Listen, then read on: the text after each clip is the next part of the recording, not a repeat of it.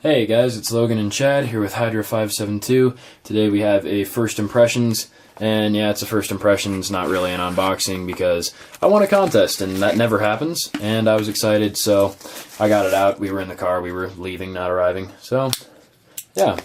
I won a Blade HQ giveaway on Instagram for a Delica, which is awesome. The package just arrived today. I won the redraw on Wednesday, so they sent me a sticker. And today's Saturday, so real quick delivery, and I'm sure it's a Spyderco. It's very sharp. We'll test the plain edge portion.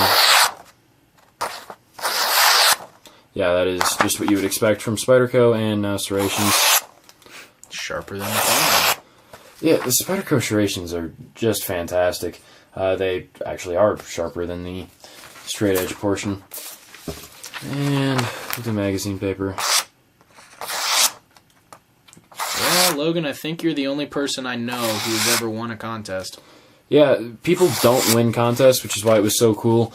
All you had to do was repost a picture. If you guys aren't on Instagram yet, you need to be, because giveaways are very popular there, more so than on YouTube.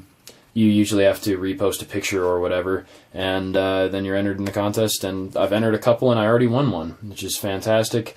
Got a cool knife, not one that was on my list to buy, but a very popular blade, and I mean, a $50 knife for free is fantastic.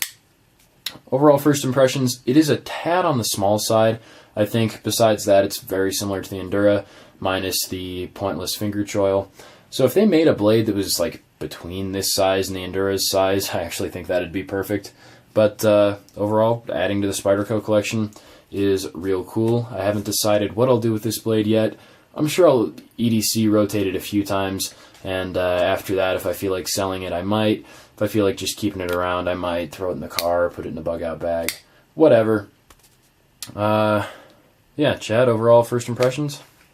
I mean, I don't know. My cousin's got a Delica, so like I've handled one before. It's exactly what you think. It's a little Endura. I mean, as usual, I think a little bit more serration than you needed. If they left off like that last tooth and a half, you'd get to use more of the belly to do your straight edge cuts, but I'm not a fan of serrations, so there you go.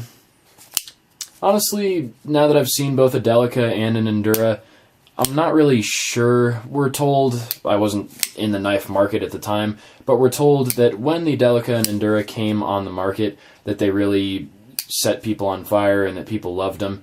And I don't really get that, but I also wasn't trying to purchase knives in that time period. So a lot of the things that we take for granted now, like a strong lockup, light knives, knives in this size range, those weren't offered by a lot of companies back then. Technology was really sort of primitive compared to where the knife market is now.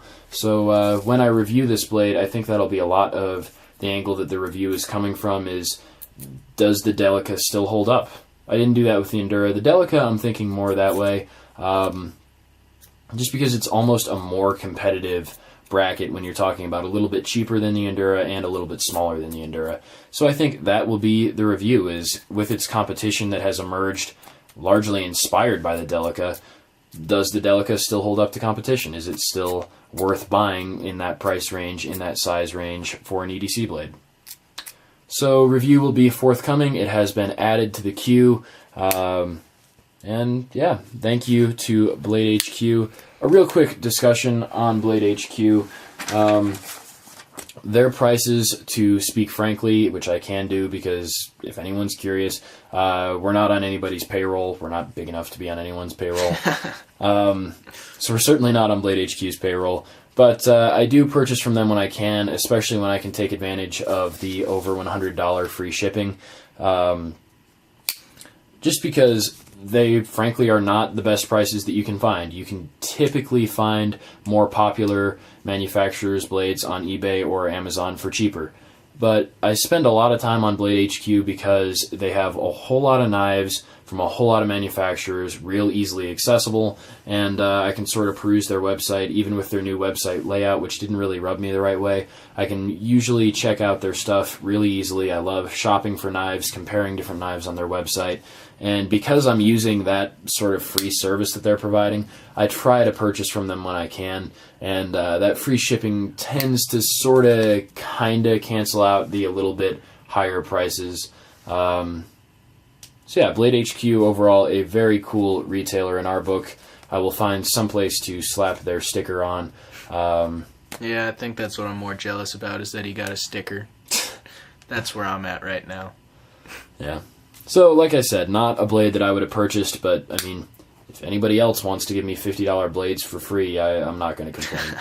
You know. So, thank you to Blade HQ for the opportunity to participate in the giveaway. Glad to add another Spyderco to the collection. Thank you guys for watching. Stay tuned for more of the same. Hydra572 signing out.